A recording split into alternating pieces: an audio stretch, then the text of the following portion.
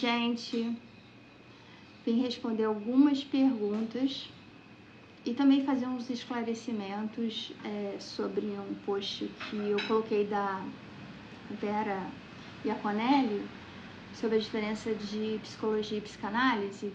E muitas pessoas, por incrível que pareça, inclusive com formação em psicologia, ainda possuem essa dúvida.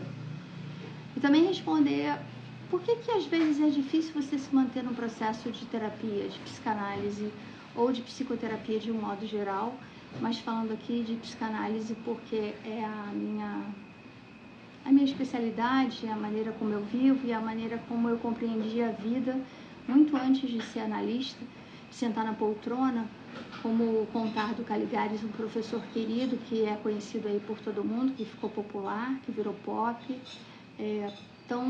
tão bem nos ensinou assim, que o analista ele se forma no divã muito mais do que em qualquer outro lugar.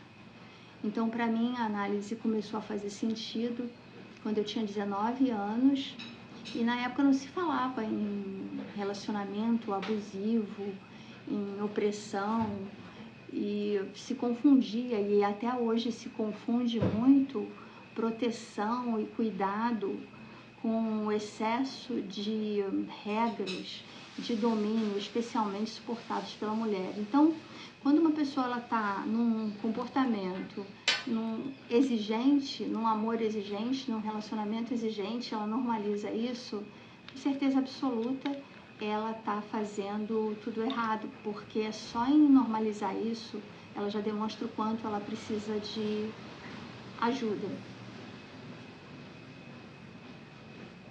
E por conta disso, aos 19 anos eu estava noiva e eu resolvi conversar com uma amiga que na época tinha se formado em psicologia, estava fazendo uma especialização em psicanálise, para falar assim bem rapidinho, psicólogo é psicólogo e psicanalista é psicanalista. Para ser psicanalista não precisa ser psicólogo, mas para ser psicólogo e trabalhar como psicanalista precisa se formar em psicanálise. Então, psicanálise é uma formação que não tem a ver diretamente com a psicologia, e os psicólogos, como a minha irmã, por exemplo, que se formam, precisam, né, de uma formação específica em psicanálise. E a diferença primordial, para falar bem grosso modo, para a galera entender, é porque o Freud era um médico neurologista e ele descobriu uma parte cerebral que se chama inconsciente, que até então ninguém havia descoberto. As pessoas, elas atochavam diagnósticos, e ele, como neurologista, não fazia diferente, até que uma paciente dele, com muitas queixas e com os exames que haviam disponíveis na época, não eram justificáveis a fisiologia cerebral dela pelas queixas que ela tinha. E aí o Freud passou a ouvir essa mulher todos os dias, 4 a 5 horas por dia. Foi quando ele entendeu, através dos sonhos dela, que a gente tem uma caixa preta dentro da nossa cabecinha, uma espécie de lixo, um HDzinho ali do lixo, onde a gente coloca todas as nossas mazelas, coisas que a gente não quer lembrar, coisas que a gente bloqueia. E a psicanálise ela vai trabalhar exatamente nesses comportamentos que a gente bloqueou de alguma maneira, né?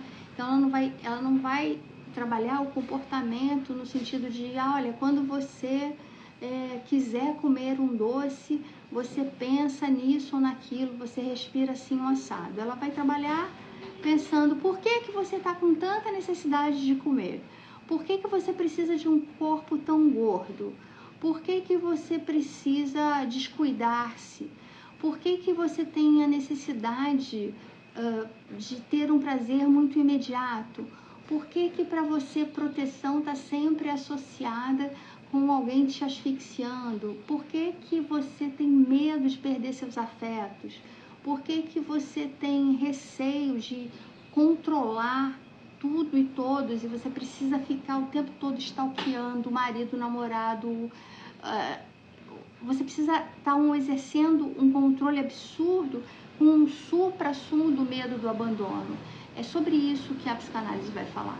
Ela vai falar não da consequência, mas ela vai trazer à tona a causa. E também isso não é muito demorado como as pessoas pensam, não para a psicanálise do século XXI, como Jorge Forbes fala, que eu até compartilhei nos stories, que é o chefe, o professor-chefe do IPLA, do Instituto de Psicanálise Lacaniana, que é a minha orientação psicanalítica. Então, voltando à minha história pessoal, eu fui fazer análise com 19 anos, eu era noiva, e o meu noivo tinha um sentimento de posse, né, que hoje eu enxergo como sentimento de posse, controle, sob a alegação de gostar muito, de querer proteger muito, assim como muitas pessoas, né? Então, quero te proteger muito, não fale com fulano, quero te proteger muito, você não precisa ir naquele lugar, quero te proteger muito. Essa turma da faculdade não é tão legal. Para quem não sabe, eu fiz 3 faculdades, eu fiz comunicação social, eu fiz direito e eu fiz a formação em psicanálise, né? E trabalhei como advogada. E do 2011, 12 para cá, eu fiz essa transição de carreira, que não foi bem uma transição. Foi um desgaste natural, né? Por eu ter entrado para a faculdade com 16 anos, comunicação social não formei, eu não me formei, eu mudei para o direito, depois por questões muito pessoais, e foi muito bom. E a psicanálise, que para algumas pessoas conta ou não como um curso de graduação, mas que na verdade seria um curso de pós-graduação. Ele dura aproximadamente 4 anos e só pode ser feito quando você tem um curso superior e você passa por um processo seletivo. Bom, assim foi comigo e assim nas instituições em que eu estudei, né? Afora que você tem que estar aí em processo analítico. O resumo da história é que eu desmarquei o casamento com 14 dias, subir ao altar com todas as festas e proclamas pagos e tudo mais, não me arrependo disso em nenhum momento, foi a melhor coisa que eu fiz. E a partir daí eu nunca mais parei de fazer análises, até que eu tive alta em análise. E a partir do momento da minha alta em análise e da minha fadiga com direito, por uma questão de ter compreendido que a minha missão como advogada, depois de 18 anos, ela tinha se findado, né? 18 anos eu já tinha feito uma espécie de maioridade com direito. Numa conversa com uma amiga analista que mora na Europa, ela disse para mim: torne-se o que você já é. E eu já tinha começado a minha formação e já estudava bravamente Flávio Gicovati, Contato Caligares e Jorge Forbes. Eu já devorava esses caras, eu já devorava os pequenos webinários e todo o conteúdo que eu tinha de acervo na época. Isso fez com que eu entendesse muito mais e com mais afinco a posição do feminino. Mas Freud explica totalmente, porque eu venho de uma família, eu tenho pai, tive avô, né? Não são mais vivos, mas tive, mas de uma família com mulheres muito fortes. E com a perda do meu pai, assassinado muito precocemente, eu precisei ter uma força feminina muito grande. E aí eu fui entender melhor o comportamento da mulher. Daí a razão pela qual eu fui a primeira psicanalista no Brasil a trabalhar especificamente com mulheres e atender online em 2013, 14, quando isso nem era possível.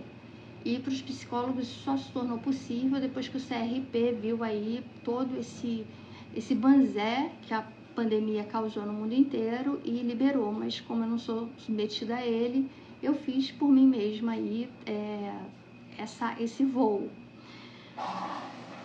E daí em diante, conversando com muitas mulheres e atendendo muitas mulheres, fazendo cursos, né, jornadas da superação, por 11 edições, e conversando muito com as mulheres, eu noto que a maioria das mulheres que estão em relacionamentos disfuncionais, eu não vou chamar de abusivos, mas eu vou chamar de tóxico. Nem todo relacionamento tóxico é abusivo, mas todo relacionamento abusivo é tóxico. Conversando com essas mulheres em relacionamentos disfuncionais, eu noto que quando elas estão prontas para fazer uma conclusão sobre si próprias, elas temem a continuidade do processo, ou pior, elas temem iniciar o processo. Isso é muito perigoso, porque eu disse recentemente para uma paciente que enquanto ela não curasse com a dependência emocional dela e a toxicidade, a maneira como ela lida com os afetos, não curasse no sentido, sim, porque a psicanálise cura. Existe um livro até com esse título. Quem quiser procura, leia, é um ótimo livro. A psicanálise, sim, a psicanálise cura. Esse é o título e essa é a minha visão. Por que ela cura? Porque ela não te tira dos teus traumas, mas ela tira os teus traumas da direção do seu carro. Ela tira os teus traumas da posição de seu chefe, dono majoritário de todas as suas ações. Ela retira dos teus traumas e dos teus medos a possibilidade de você agir sujeita a eles. E isso me parece que é um grande ganho, porque a gente começa a ter uma autocrítica do putz, eu tô agindo assim, então possivelmente é porque eu tô me sentindo assado. E você tendo alguém com quem conversar, isso é muito valioso, porque quando você ouve, o primeiro ouvido a ouvir é o seu. Eu acabei de colocar no story, e isso acontece com uma puta frequência, as pessoas me perguntarem, poxa, eu tenho uma profissão e eu gostaria de transicionar para psicanálise, eu gostaria de me tornar psicanalista, principalmente depois da pandemia. Todo mundo é muita gente, mas muita gente que tinha essa vontade me pergunta, EAD funciona? Claro que funciona. Eu sou da turma que não acredita que é você comparecendo a um lugar especificamente que você vai se tornar um bom profissional. Quando alguém me pergunta, mas a psicanálise online funciona? Bom, partindo da premissa que eu não sou ginecologista, que eu não preciso ter nenhum contato com o seu corpo, e eu não sou pneumologista, não vou auscultar o seu pulmão, evidentemente que funciona, porque eu vou estar falando com você, percebendo, né? E a gente percebe tudo, desde a maneira como a pessoa chega, ao que ela fala. Por isso, a primeira consulta, ela leva muito tempo, muito tempo, porque você precisa mapear tudo aquilo.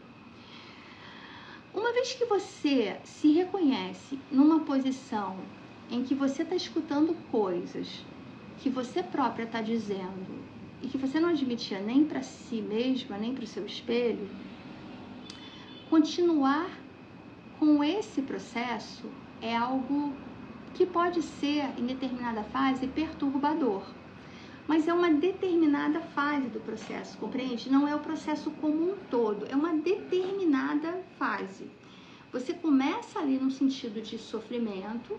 Normalmente, quando você busca essa ajuda, você está na mais absoluta merda, né? Não tem outra expressão, você está muito ruim. Você não sabe mais para onde recorrer. E a resposta que eu tenho é: recorra a si mesma. E a psicoterapia é o movimento em que você recorre para si mesma e acabar com essas grandes bobagens de pessoas que não sabem de nada profundamente, desses assuntos profundamente, acharem que elas vão ficar dependentes do terapeuta. Bom, se você ficar dependente do seu terapeuta não poderia ser terapeuta. Ele deveria voltar pro divã, porque ele não podia nunca estar na poltrona. Porque se há uma coisa que o analista tem que sacar de imediato, é se essa transferência está acontecendo de uma maneira saudável e cortar qualquer tipo de transferência que possa se dar de uma maneira prejudicial ao processo daquela pessoa. A grande questão é que chega a um ponto que você vai ficando madura na análise, em que você vai ficando uma pessoa mais forte. E eu brinco com as minhas pacientes que nada é tão forte quanto a possibilidade de você sentir dona da sua vontade, das suas próprias vontades, da sua própria razão. Isso para mim é o verdadeiro empoderamento, que é uma palavra desgastada, esgarçada e às vezes extremamente descompensada. eu vejo pacientes minhas aqui, por exemplo, agora, nesse momento, e pacientes que estão em acompanhamento, pacientes que já estiveram em acompanhamento, e eu fico muito orgulhosa, assim, honrada de ver que são pessoas que muitas vezes entram num processo terapêutico não querendo mais viver, não tendo mais gosto pela vida, enlutadas, infelizes com seus corpos, infelizes com seu peso, infelizes com o seu casamento, infelizes com o seu trabalho, infelizes com as suas relações pessoais, muitas vezes infelizes com o relacionamento que trouxeram com mães, porque mãe é uma coisa muito séria na nossa formação emocional, e a gente vem de uma sociedade judaico-cristã em que falar qualquer coisa contrária à idealização da mãe perfeita soa como um grandíssimo desaforo, um pecado, uma afronta a Deus, né? Um pecado, como é que você vai falar mal da mãe? Não, eu sugiro que a gente fale bastante mal da mãe, bastante mal do pai em análise, porque aí depois a gente passa adiante e a gente entende que os nossos pais e as nossas mães, eles fizeram o que eles podiam fazer.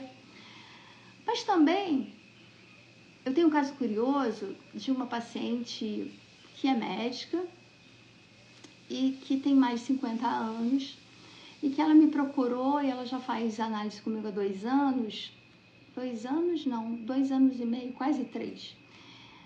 E ela me procurou porque ela tentou várias dessas coisas alternativas, né, constelação e não sei o que, e ayahuasca e não sei o que mais. Eu não tenho nenhuma opinião formada a esse respeito, porque eu nunca experimentei, porque para mim o que faz efeito e o que eu levo às pessoas é aquilo que resolveu a minha vida. Eu só posso te levar para onde eu estive. Então, eu só posso te oferecer o que deu certo comigo.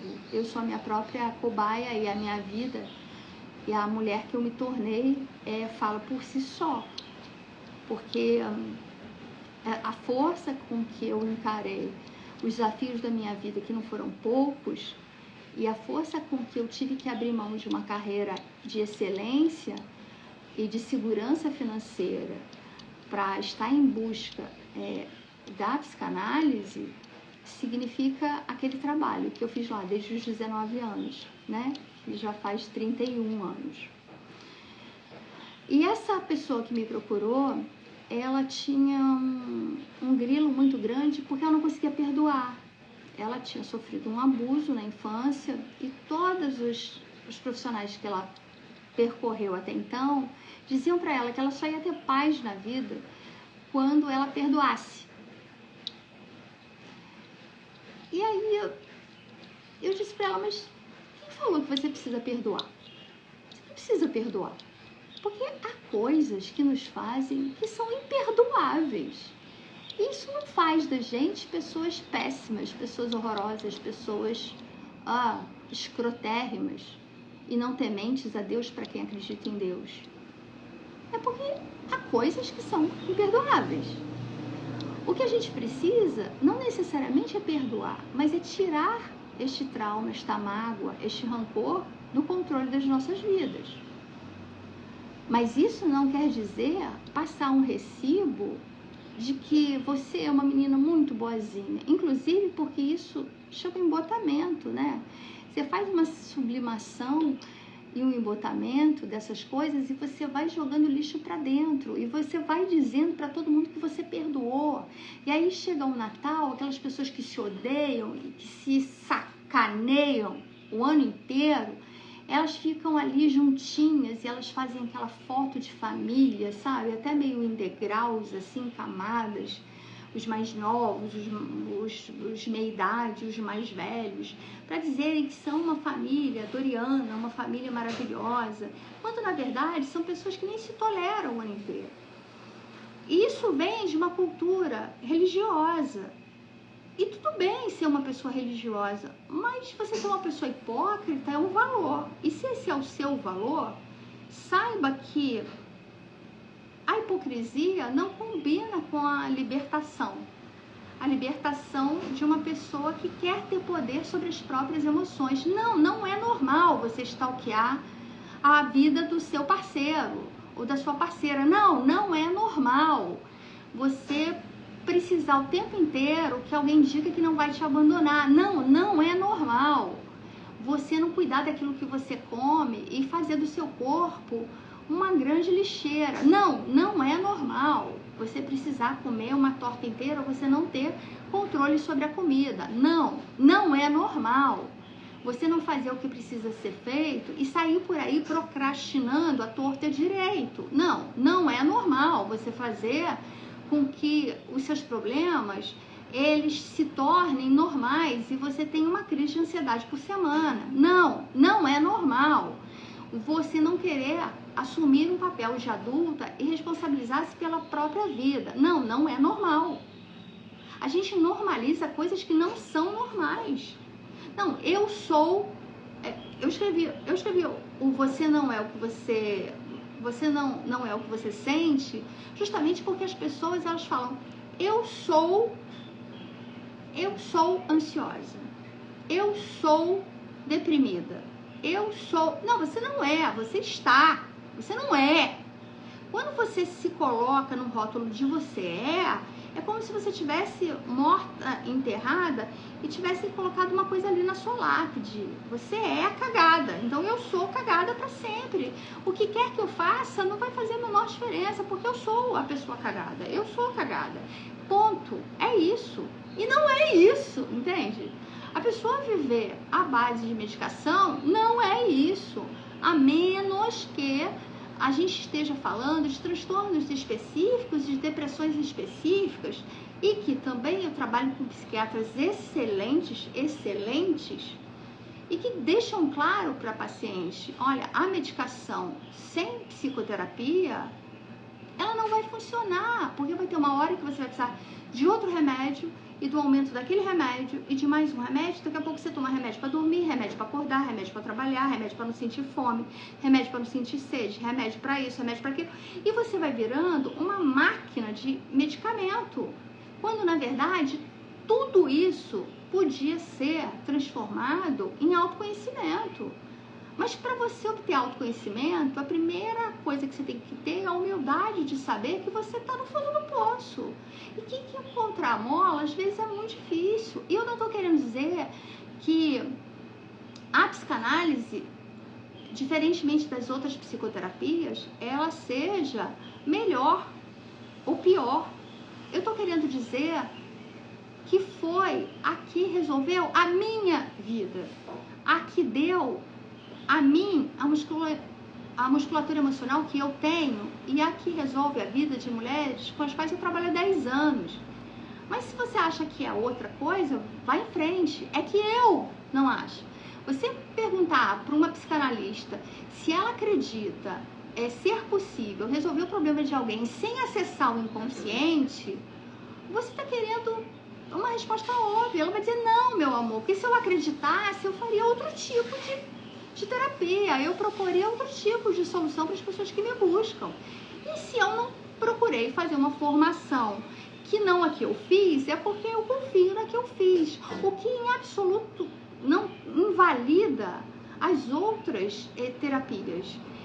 Em absoluto, o que eu estou dizendo é que existem movimentos, existem comportamentos que nós herdamos desde a memória intrauterina. Desculpa, é isso. E ninguém inventou nada melhor do que o Freud até hoje. Então, a hora que alguém inventar uma teoria, descobrir, inventar não é a palavra, não é o verbo, descobrir uma teoria que ultrapasse a do Freud, parabéns. Aí eu vou sentar, vou ler artigo e eu vou perceber ali aonde tem validação científica ou não.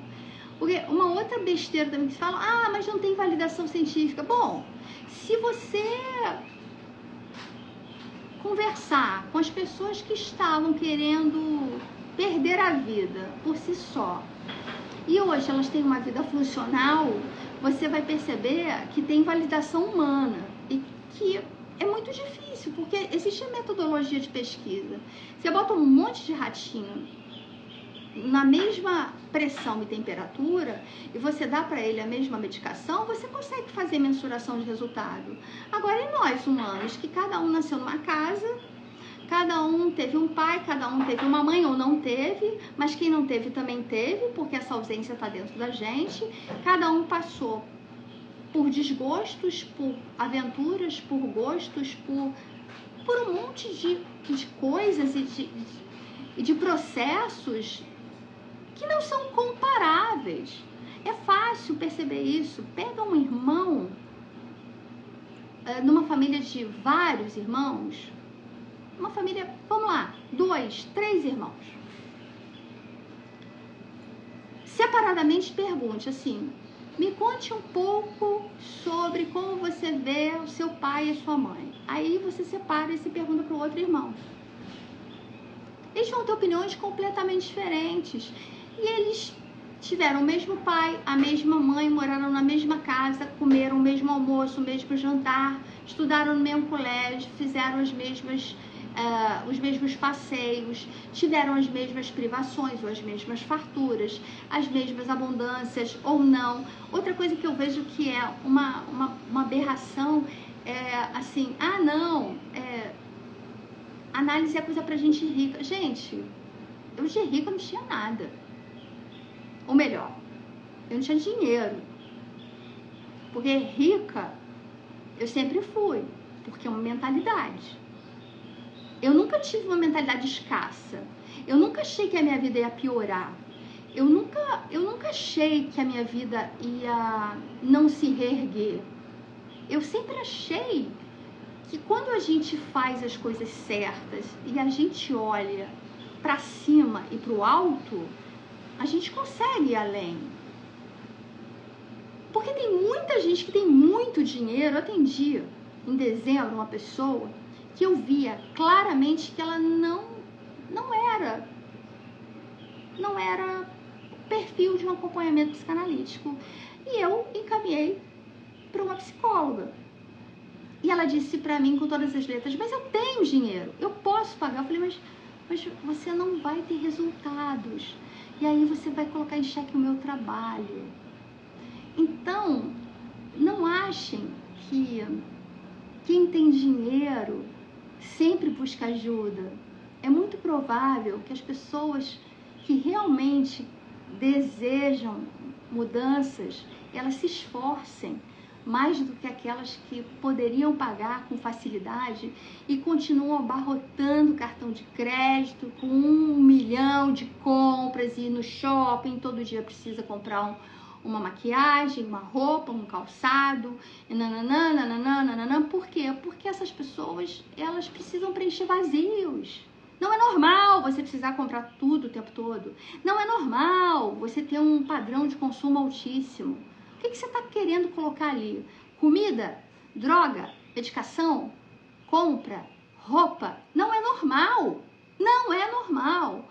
Então, a primeira coisa que eu proponho, assim, para quem quer fazer uma transformação na vida, além de, obviamente, fazer análise, porque o que acredito e vejo todos os dias dá resultado, é assim, olha teus armários, caramba. Olha o que você tem. Você merece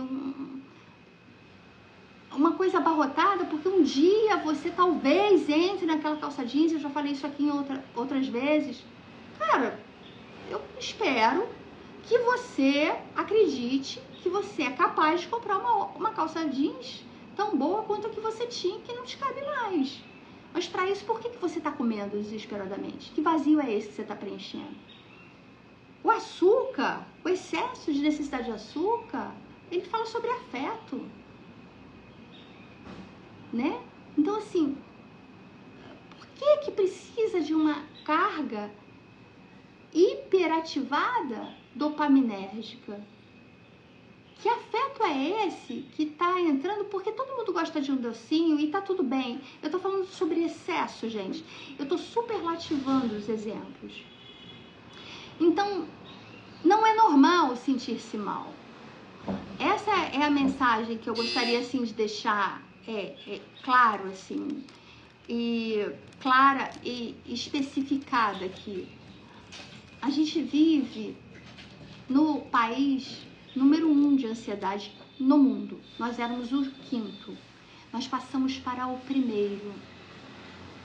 Pessoas retirando a própria vida todos os dias. Infelizmente, no Brasil é proibido se manifestar sobre esses dados.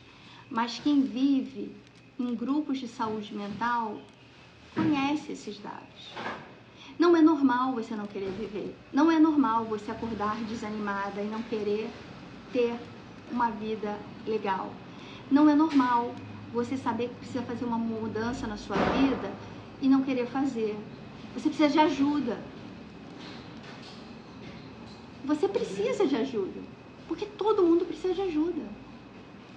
Recentemente fizeram uma grandíssima cagada comigo e eu precisei trocar de profissional, um profissional de saúde. Eu precisei de ajuda. E eu precisei bater lá no profissional de saúde e falar: oi, tudo bem? Então, fizeram uma cagada comigo e eu percebo que foi uma cagada e eu tô tendo esses sintomas, você pode me ajudar? Você precisa de ajuda. Por que você não pede ajuda? Não espere o dia ideal para fazer a coisa ideal.